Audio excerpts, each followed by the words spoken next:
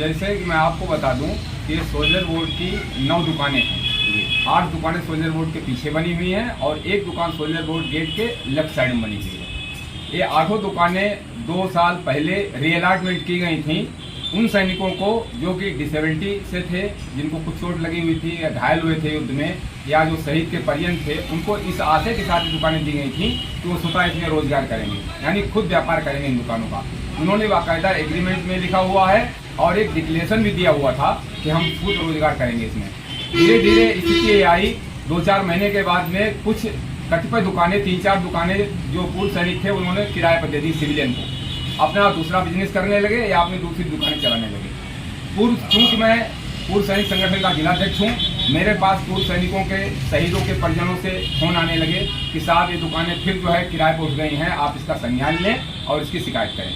मैं काफ़ी दिन तक इनको समझाता रहा कि भाई दुकान खुद कीजिए, आप लोग किराए पर मत दीजिए, लेकिन जब पानी सिर से ऊपर चला गया, इन लोगों ने नहीं माना, तो मेरे को मजबूरन होकर जिलाधिकारी महोदय को संज्ञान में बात देनी पड़ी। जिलाधिकारी महोदय ने तुरंत उस पर कार्रवाई करते हुए सदर तहसील के एसडीएम साहिबान को जो है आदेश दिया कि हमें 2 दिन में इसकी रिपोर्ट दें।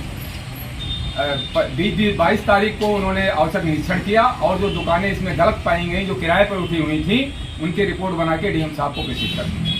अब चूंकि जिनकी दुकानें खाली हुई हैं वो लोग व्यक्तिगत विरोध दर्शाते हुए, उसमें से एक 8 नंबर दुकान है जिसमें अजय प्रताप सिंह है, उनकी भी दुकान अवैध पाई गई।